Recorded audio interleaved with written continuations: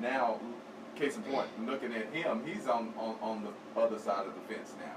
And now he's one that restoration and reconciliation, that he preached against as it relates to the other individuals. And that is not healthy, to be able to stand up before the pulpit and preach Christ.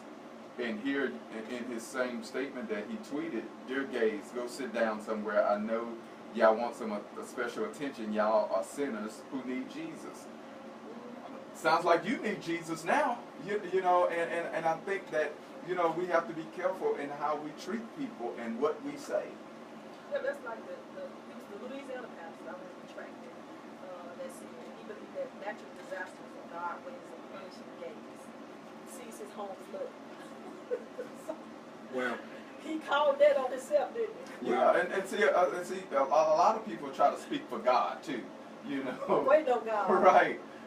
Try to speak on behalf of God, and so is God in this particular situation now, in where he's at now, far as the condition and the state of mind, or his state of being that he's in right now, being that he's on the other side of the law? Well, I've learned from experience, church people are some of the biggest hypocrites on earth. They talk about people, they get in people's business, they tell people what they shouldn't and should do. Worry about your own house, worry about your own skeletons, worry about what you have to deal with. Stop trying to be God to other people, because you're not God. And the Bible speaks about God is not to be mocked. Whatever a man soweth, so shall he reap it. So be careful what you say and what you do to people, because the word is reciprocity and the word is what you say.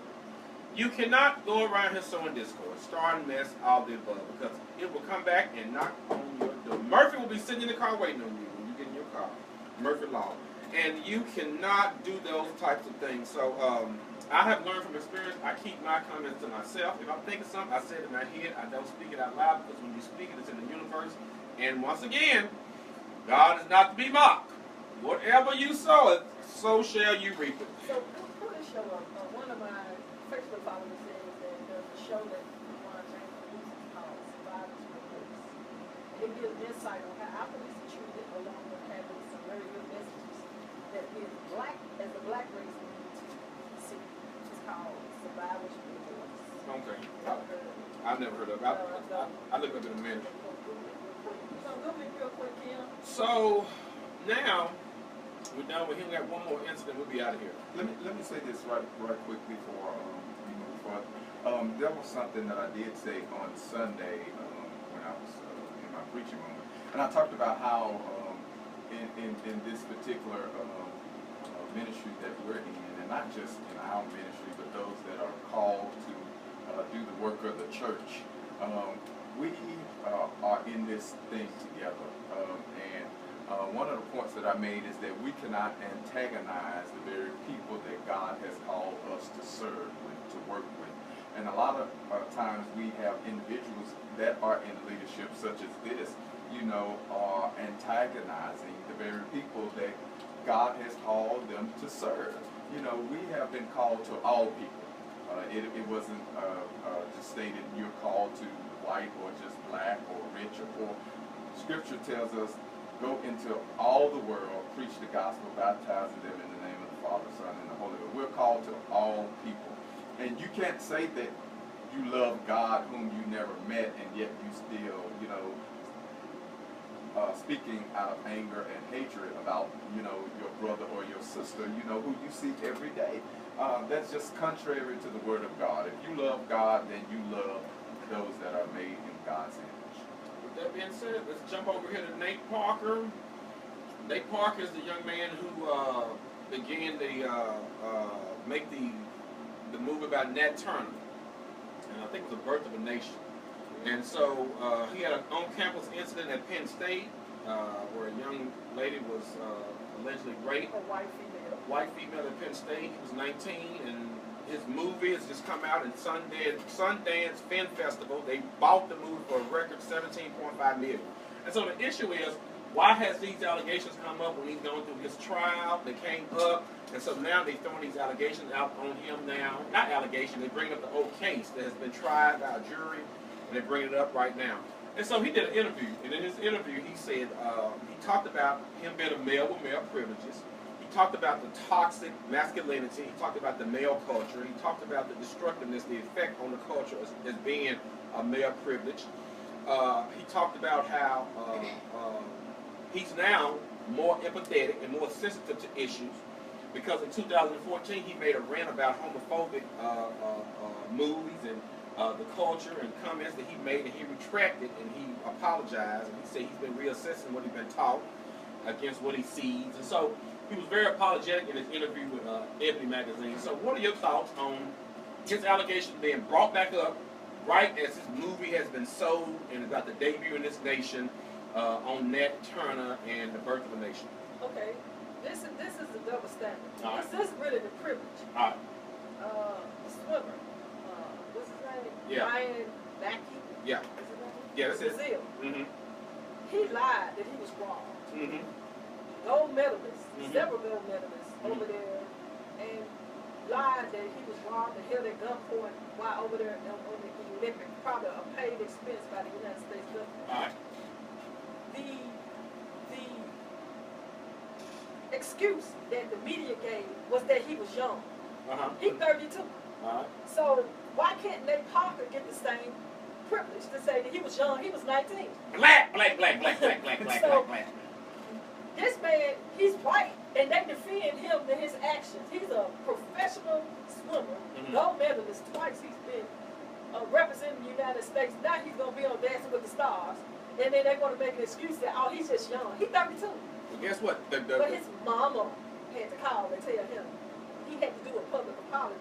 Him and his other four swim partners. But this guy here, 19, black, but nobody would say that he was 19 and he was young and he didn't know any better at 19. So you tell me that 32 and 19 the same? No.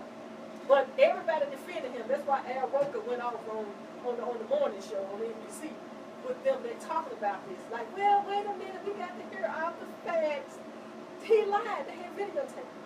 So they want to sabotage Nate Parker right now and cast a negative image on him. Yak Gooch. Yeah, it's something to think about. We were sitting here talking about this on the way here, trying to read up on it and figure out what actually transpired.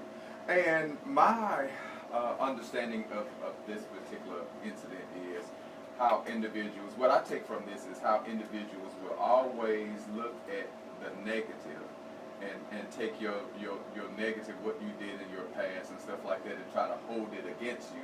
But in this case, it didn't work. It didn't work for Nate Parker because after all the negativity as it relates to what transpired between that particular allegations, he was able to sell his movie. Well, the movie just been sold. It has not been put out yet. And so they're trying to block it from coming out because of the allegation of being raping his white woman. But he was found not guilty. I agree. Exactly. His friend was found guilty of a lesser charge, and it was overturned on the people. So I'm like Al Roker. they were both exonerated.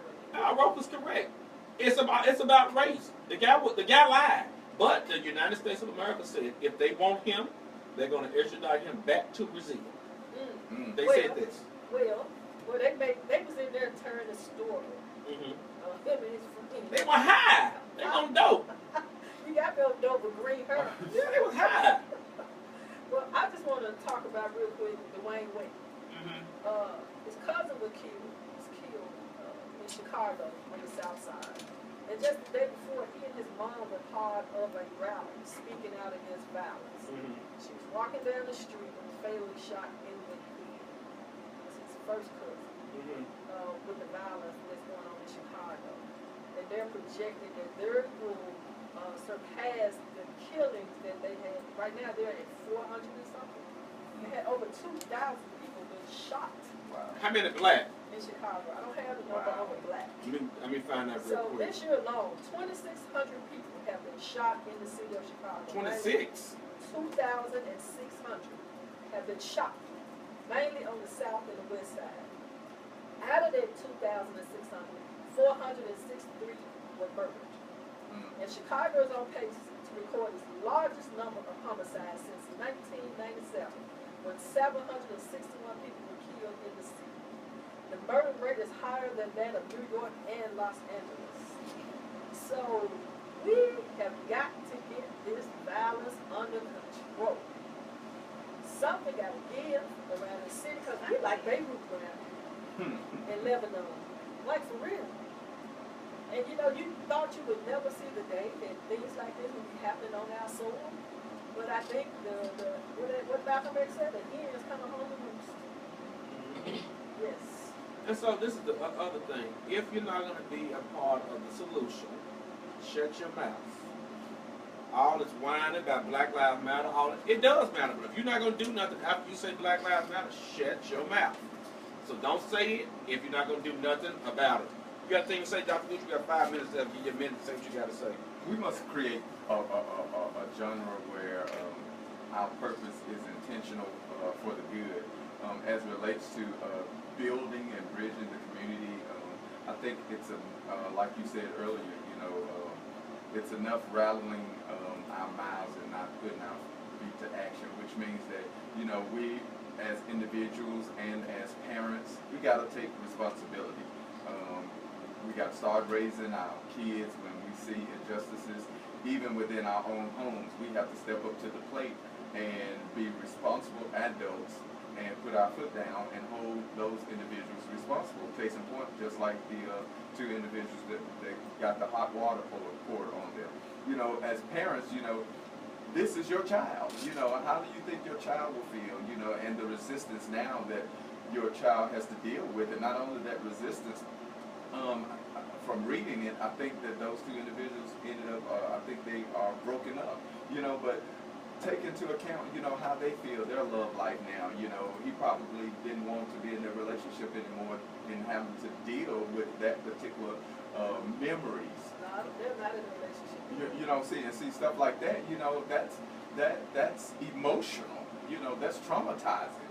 And here, in turn, you know, you as the parent, you didn't step up to the plate when you saw this going on, and yet you have not said anything to help your child.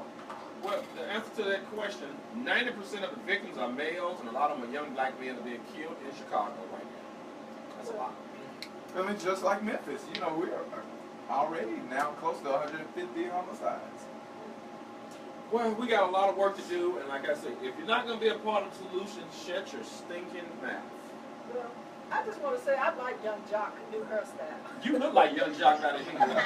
Young Jock look a hot mess. I like Young Jock new hairstyle. Y'all stop hating on him. They He got said- a process like what's the man name? You like Frankie? Frankie Lyman. No, the black one, Jackie Robinson. No. They No, said what's the singer name? Jackie Wilson. Yeah, Jackie Wilson. That's fresh. Young Jock look a hot mess. I like it. He's sexy. They said he looked like the what was that lady? The lady on Brewster, women of Brewster Street, Brewster Place, that was always on the porch. I forgot her name. But nevertheless, we have our workshop on Monday at number 2 Vans. Go to our website at 325 Wagon. RelationshipUnleashed.com. This is free for the community. Go and check it out.